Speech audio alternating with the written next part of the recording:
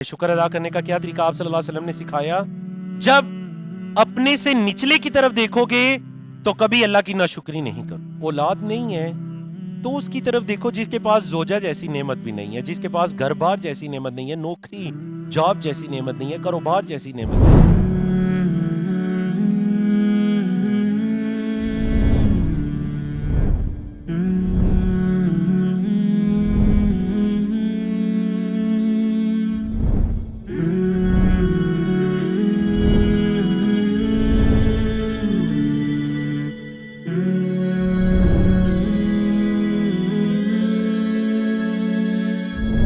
پھر آپ کیا کہتے ہیں؟ ربنا ولکل.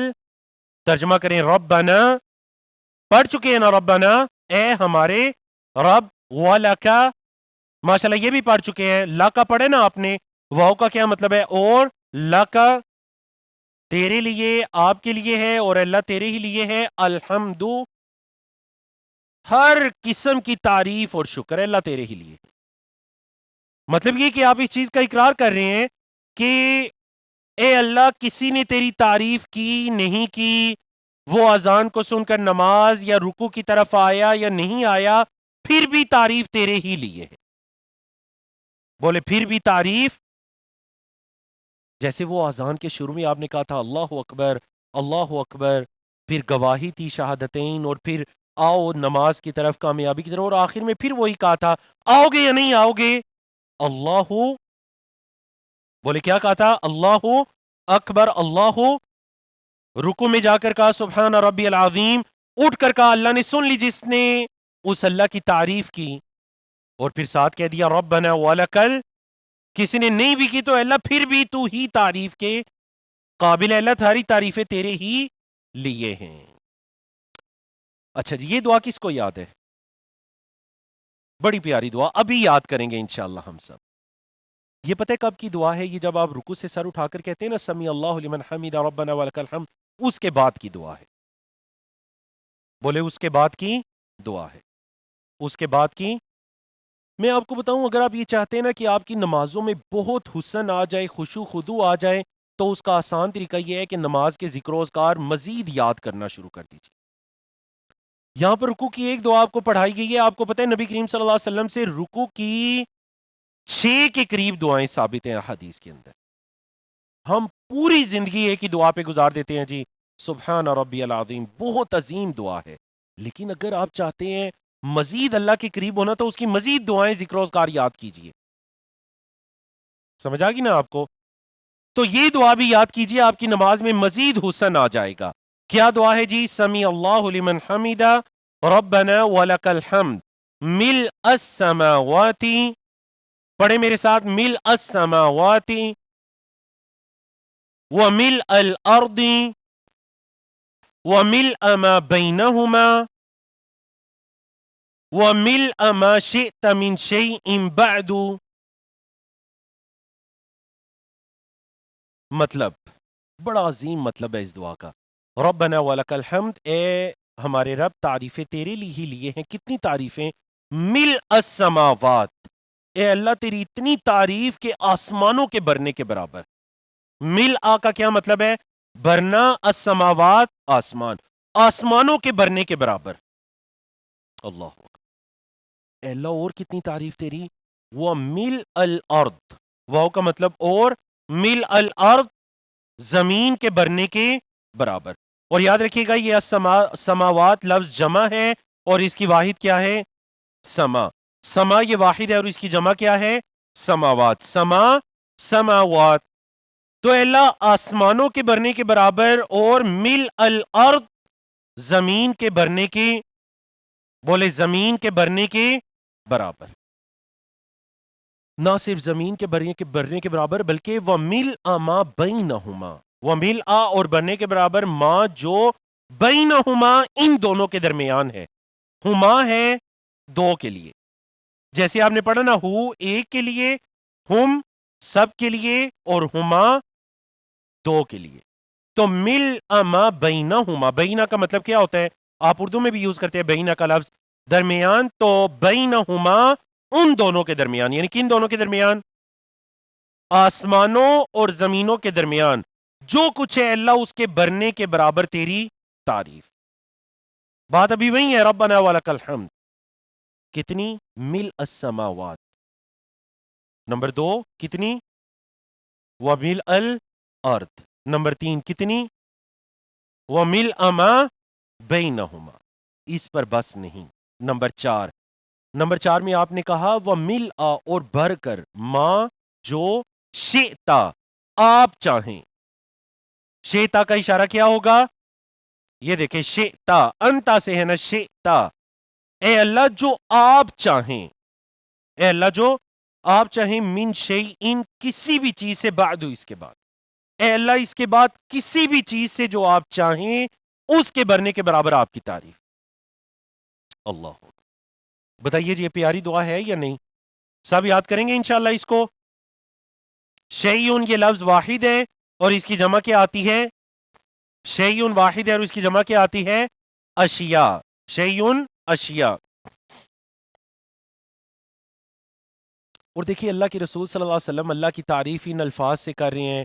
ام المومنین حضرت عائشہ فرماتی ہیں کہ کبھی ایسا نہیں ہوا کہ اللہ کے رسول صلی اللہ علیہ وسلم کے گھر کے اندر 3 دن تک لگاتار چولہا جلا ہو.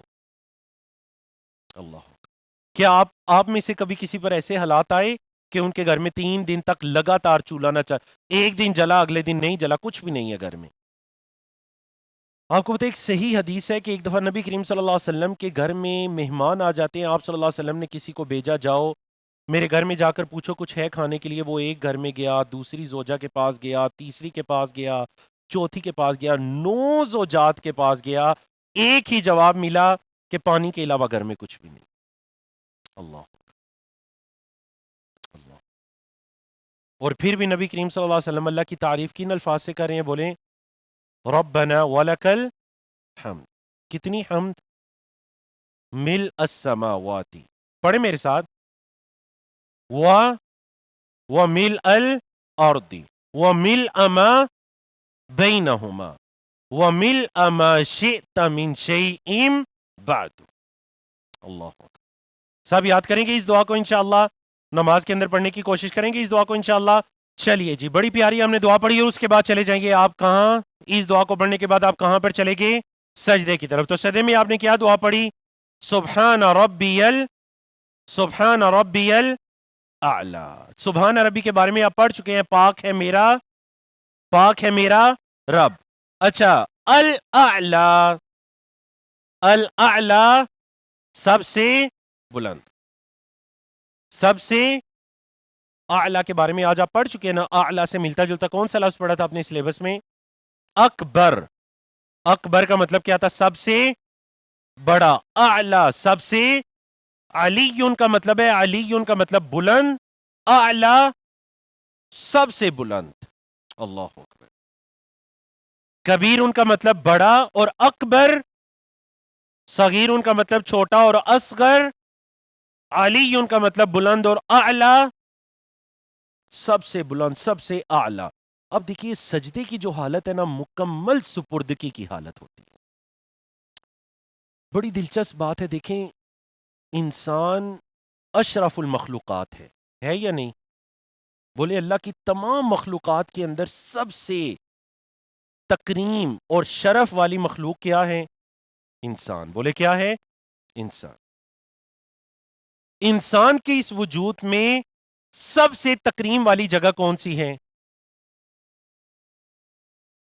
اس کا چہرہ, اس کی پیشانی, اس کا ناک ہے جی. اس کا چہرہ وجود میں سب سے عزت والی جگہ ہوتی ہے.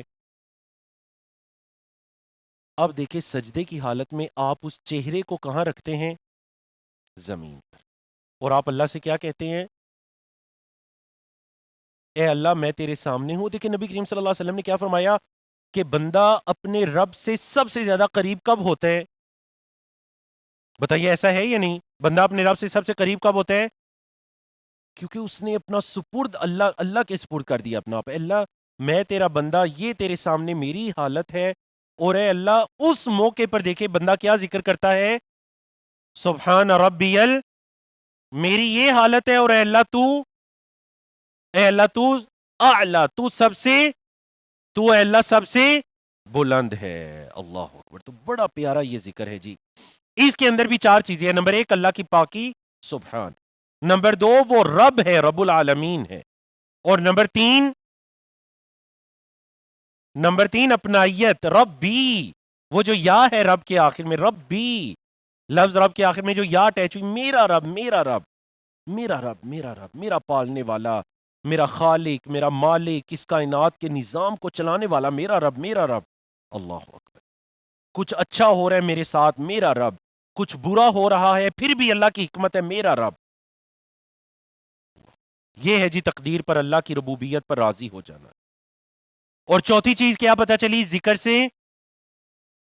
بولے چوتھی چیز کیا پتہ چلی؟ الاعلی, کہ اللہ کی بلندی ہے. رکوع میں آپ نے کیا کہا تھا؟ العظیم. سجدے میں کیا کہا؟ الاعلی.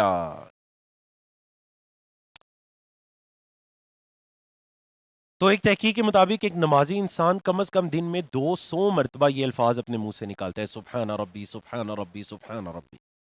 ہاں جی, اب بتائیے 200 مرتبہ آپ انشاءاللہ کہتے ہیں دن میں؟ 200 مرتبہ ماشاءاللہ کہتے ہیں, السلام علیکم کہتے ہیں؟ نہیں. تو سب سے زیادہ آپ یہ الفاظ اپنے منہ سے نکالتے ہیں. اللہ. چلیے جی, تو دعا کیا ہونی چاہیے؟ سارے دعا پڑھیں. کیا دعا ہونی چاہیے ان اذکار کی روشنی میں؟ کیا دعا ہونی چاہیے کہ اللہ میری مدد کر تاکہ میں اپنی زندگی کی ہر آزمائش کو اور تجھ سے کوئی شکایت میں کبھی بھی یہ نہ ہوں کہ میرے ساتھ یہ کیوں ہوا, بلکہ اے اللہ میں تیرے فیصلے پر راضی ہو جاؤں.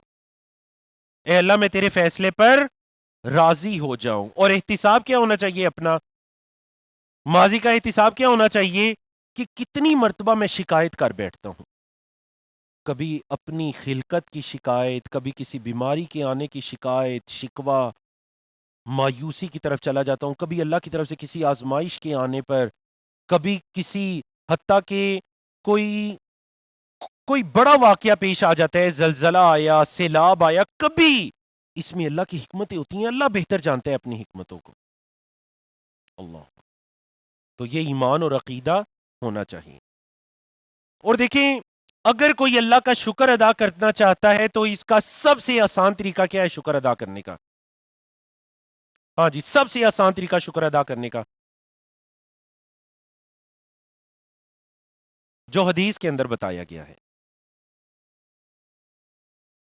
جس کے بارے میں نبی کریم صلی اللہ علیہ وسلم نے فرمایا فَهُوَ أَجْدَرُ أَلَّا تَزْدَرُوا نِعْمَةَ اللَّهِ عَلَيْكُمْ.